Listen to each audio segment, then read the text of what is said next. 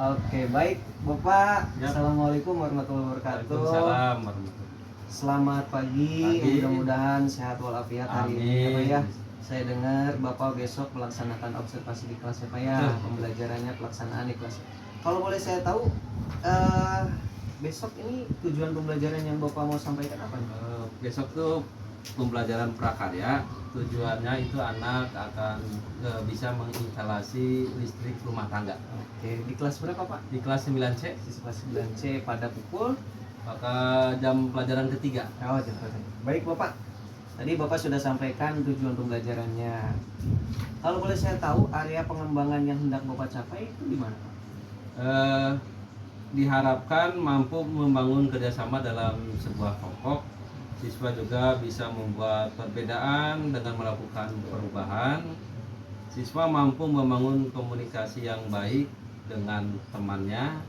Dan yang terakhir, siswa diharapkan mandiri, memimpin, dan toleransi dengan orang lain. Oke, berarti area yang mau dikembangkan area pengembangan sosial apa ya? Ya, Pak, siswa? area pengembangan Oke. sosial.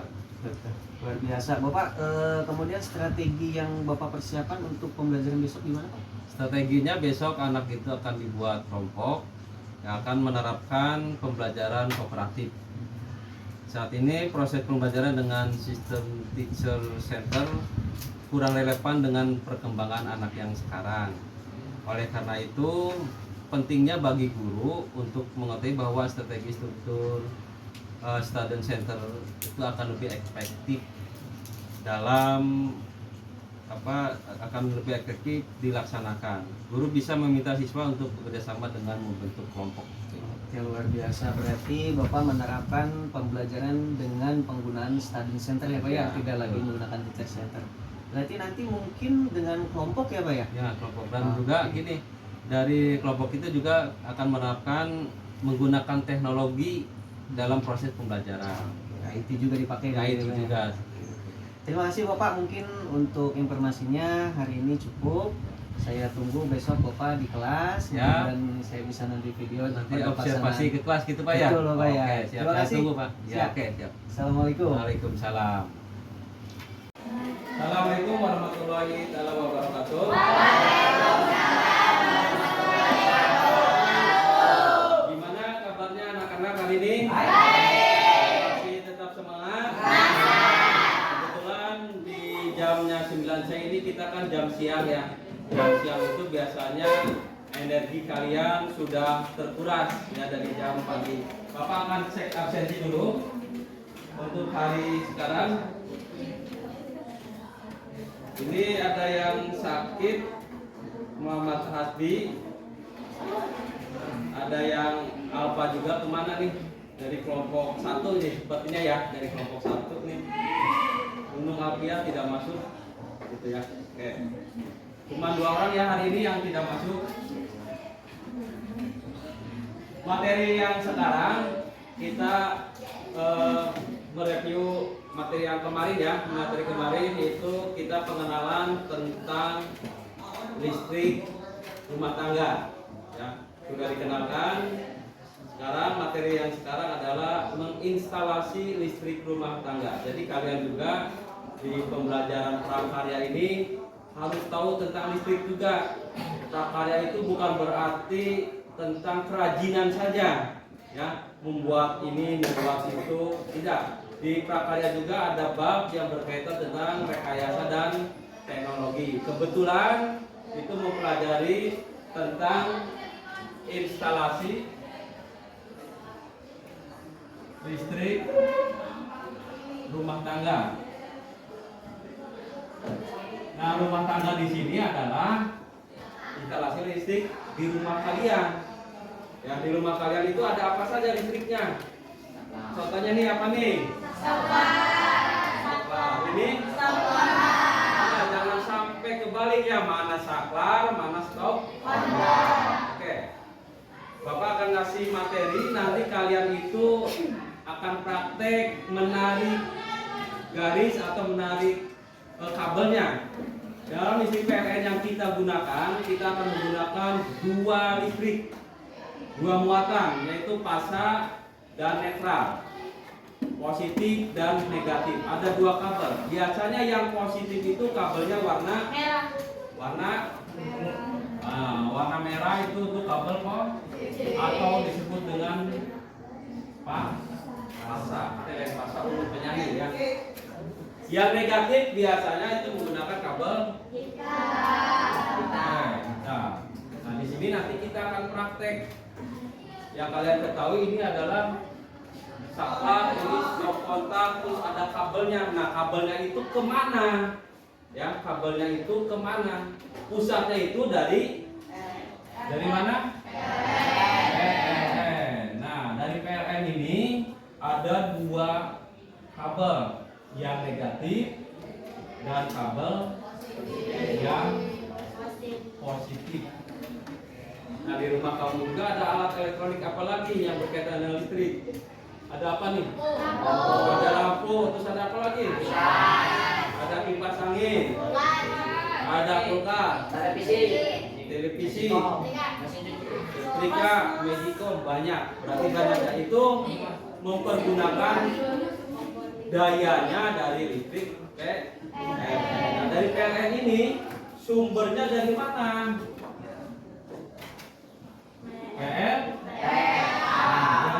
Yang di kita itu adalah sumbernya dari PLTA. Apa PLTA itu? Pembangkit listrik tenaga air. Dengan apa tadi? Air ya, pembangkit listrik tenaga air. Di mana tepatnya di kita ini? Di mana? Di Purwakarta. Apa di Purwakarta di mana? Jatiluhur. Itu dari turbin ya, turbin yang digerakkan oleh air. Oke. Tugasnya nanti per kelompok kalian akan diberikan denah rumah kalian. Di sana ada stop kontaknya, ada saklarnya, ada lampunya. Kalian tinggal menarik garis, ya, menarik kabel. Kita coba kalian nanti bikin di buku. Kita coba kalian nanti narik garis itu. Contoh yang pertama, di sini ada sumber arusnya dari PLN. Ini positif, ini negatif, ini positifnya. Nah, di sini ada saklar. Ini apa nih? Lampu. Di sini apa? Stop kontak. Oke, ini stop kontak. Ini apa nih? Saklar. Nah, kita contoh seperti ini saja. Kalian kerjakan menurut di kelompoknya masing-masing. Nah, ini garis ini, kabel ini nyambungnya kemana saja? Ya. Saya kasih waktu 5 menit saja. Nanti kalian presentasikan atau maju ke depan ya, per kelompok. Ya, gimana?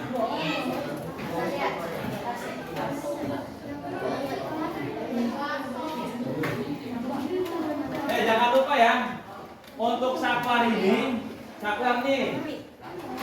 kabelnya untuk kabel yang mana digunakannya? Kabel yang positif atau negatif? Kabel yang warna merah atau warna hitam? Yang warna merah. So, silakan kalian bikin ya. Ya, bikin semuanya. Bikin semuanya ya. Ya.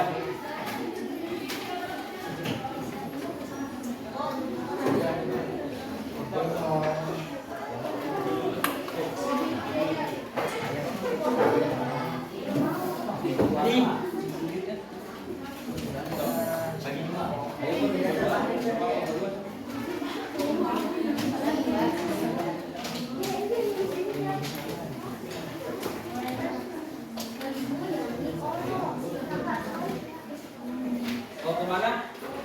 Mau ke belakang dulu. Jangan lebih dari 2 menit ya.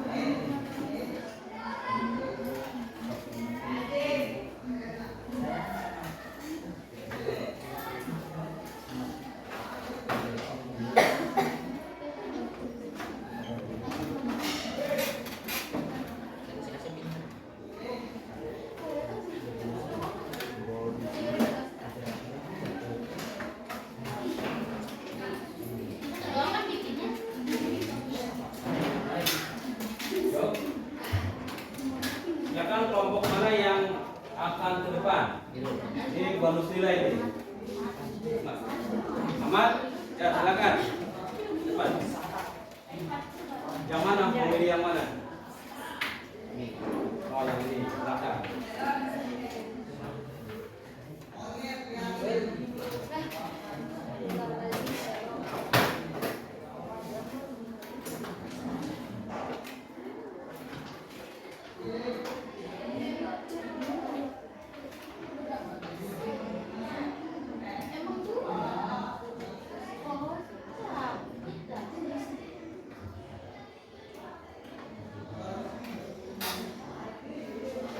Kelompok yang lain, silakan.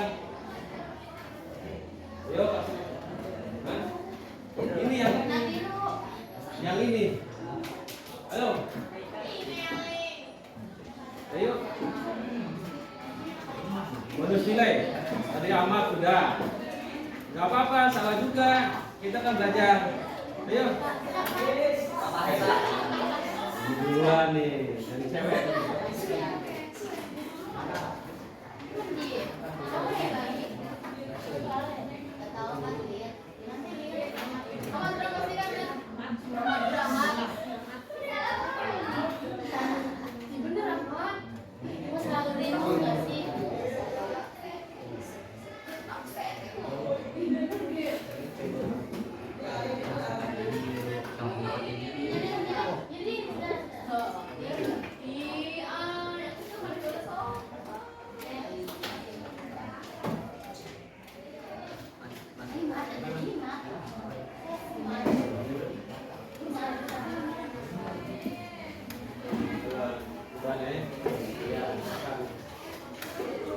Betul kan nih? Betul kan nih? Dari dua kelompok nih. Itu kelompok berapa? Dari kelompok 4, silakan kalau misalkan di antara dua ini ada yang salah, oleh kamu perbaiki. Kalau menurut sudah betul, ya udah, nggak usah. Ini dari kelompok berapa? Dari kelompok 2, ya. Ini dari kelompok 2 ada ini enggak? Ada yang salah enggak? Ada yang salah enggak ini? Betul enggak? Betul. Nih, kelompok 4 betul enggak nih? Benar. Dari kelompok 1 dan 3 ya. Oke. Kita cek ya, kita cek. Saklar itu hanya digunakan kabelnya itu adalah kabel untuk saklar. Kabel untuk oke, kabel positif. Ini sudah betul ya. Ini yang satu ini sudah betul. Yang satunya lagi adalah kabel yang oke, ini adalah. Yang ini betul nggak nih? Betul. Yang penting di sini kabel yang di sini itu tidak menyatu di sini ya. Ini terpisah. Ini untuk stop kontaknya. Coba stop kontaknya bener nggak kayak gini? Benar. Stop kontak ada dua kabel ya, yang positif dan negatif. Coba yang ini kita lihat. Ini kan jalannya begini ya. Ini berarti naik gunung nih. Tapi sebetulnya walaupun ini bersilang di sini, ini tidak konslet ya. Konsepnya ini adalah kabelnya terbungkus. Bukan berarti ini disambungkan di sini. Ya. Oke, betul. Ini betul, ini juga betul. Nah, nanti untuk minggu depan nanti kita akan praktek menggunakan arus listrik yang dari DC saja ya, dari arus listrik yang dari aki. Kita gunakan lampunya lampu LED dan kita akan gunakan juga saklarnya. Kita praktek langsung, begitu ya.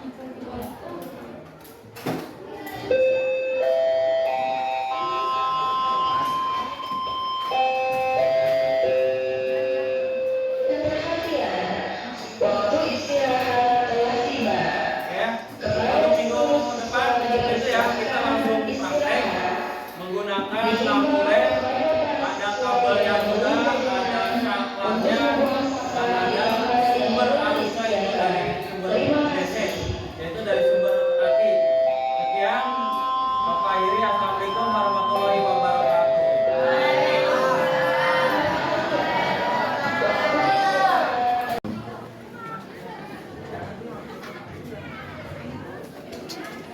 Oke, alhamdulillah. Selamat datang Pak Eri. Yap. Pak. Oke, kita di akhir ya, di akhir kegiatan nih. Akhir kegiatan ini kita ada kegiatan di mana ada dialog antara CGP dengan mereka sejangkauan yang sudah diaplikasi sebelumnya. Jadi nanti di momen ini saya sebagai observer melihat proses di mana dialog itu dilakukan oleh Bapak Dendi dan Pak Eri ini. Maka natural aja, santai aja. Nanti yang dilihat itu adalah nanti bagaimana tujuannya, percakapannya mengalir apa tidaknya. Terus ada lagi hal yang perlu diingatkan oleh saya. Pertama ya Bapak, untuk proses ini kalau bisa jangan ada yang namanya menggurui.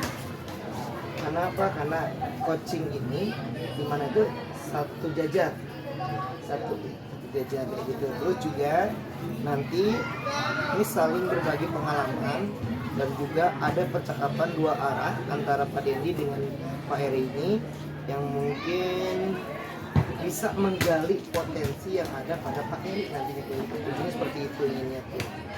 Dan bagaimana Pak Dendi ini memberikan tanya romantik yang memang menggali potensi yang ada pada Pak Eri. Itu singkat kecilnya. Mangga saya berikan waktu seluas-luasnya kepada Pak Dendi dan Pak Eri. Silakan. Baik, selamat siang Pak Eri. Selamat siang. Kumaha, sehat? Alhamdulillah, gimana Bang Isto? Oke, Pak Eri, saya lihat tadi sudah melaksanakan pembelajaran di kelas ya? Ya. Oke, gimana kesannya Pak tadi? Alhamdulillah ketika pembelajaran di kelas, anak-anak ada yang semangat, anak-anak ada yang kurang semangat, mungkin jam siang juga seperti itu, karena energi mereka sudah terkuras juga. Ada permasalahan nggak Pak pas Bapak melaksanakan pembelajaran di kelas tadi? Kebetulan tadi pembelajaran kan mengikuti diskusi kelompok. Nah, dari diskusi itu anak-anak mempresentasikan. Nah, tiap-tiap kelompok itu ada kita identifikasi dulu permasalahan di kelompoknya. Ada anak yang emang bersungguh-sungguh mengikuti kerja kelompok tersebut, ada anak yang biasa-biasa saja, bahkan ada anak yang sepertinya tidak mengikuti sama sekali dalam pembelajaran tersebut. Oleh saya dari kelompok itu akan dicatat dan dicatat anak-anak tersebut yang mengikuti kelompoknya. Terus dari hasil diskusi itu tiap-tiap kelompok itu mempresentasikan. Ketika disuruh presentasi ada masalah juga di sini. mungkin anak itu ya kurang pede bicara di depan, kadang-kadang anak itu saling menunjuk si itu si A, si B, si C-nya yang harus ke depan untuk presentasinya. Nah, mungkin ada permasalahan di sana. Oke. Ada nggak Pak solusi untuk mengatasi permasalahan tersebut? Solusinya mungkin akan dimotivasi lagi anak-anak itu. Yang pertama, ketika anak itu diskusi, yang pertama kita anak itu harus literasi dulu. Jadi pokok bahasa yang akan diberikan ke anak pada bab itu akan anak itu suruh literasi supaya anak itu menemukan potensi apa sih yang harus didiskusikan di sana. Menurut Bapak, setelah literasi diterapkan di sana di pembelajaran Bapak, apakah anak-anak tersebut yang tadi bermasalah ini bisa mengatasi atau bisa teratasi Pak dengan solusi yang tadi Bapak bicarakan ini? Untuk literasi pasti anak itu kan akan membaca mata pelajaran yang diberikan. Kemungkinan ada anak juga yang menyerap dari hasil literasi itu, ada juga anak yang sepertinya hanya membaca saja, tidak dihayati materi yang diberikan itu. Kemudian Pak, dengan metode literasi yang Bapak terapkan tadi, si anak kan tadi Bapak seperti bilang bahwa si anak mulai untuk mengeksplor dirinya ya Pak ya, untuk menjadi lebih baik.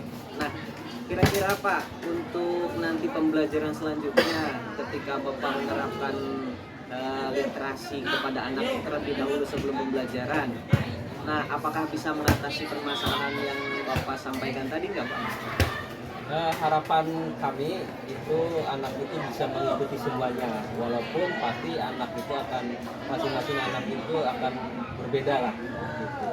Nah, semoga itu bisa diatasi dengan selalu terus dipacu anak yang kurang mengikuti supaya anak itu artinya bisa mengikuti pelajaran. Oke. Penggunaan literasi yang Bapak tadi sampaikan, menurut Bapak ini bisa membuat siswa lebih aktif nggak Pak di sana?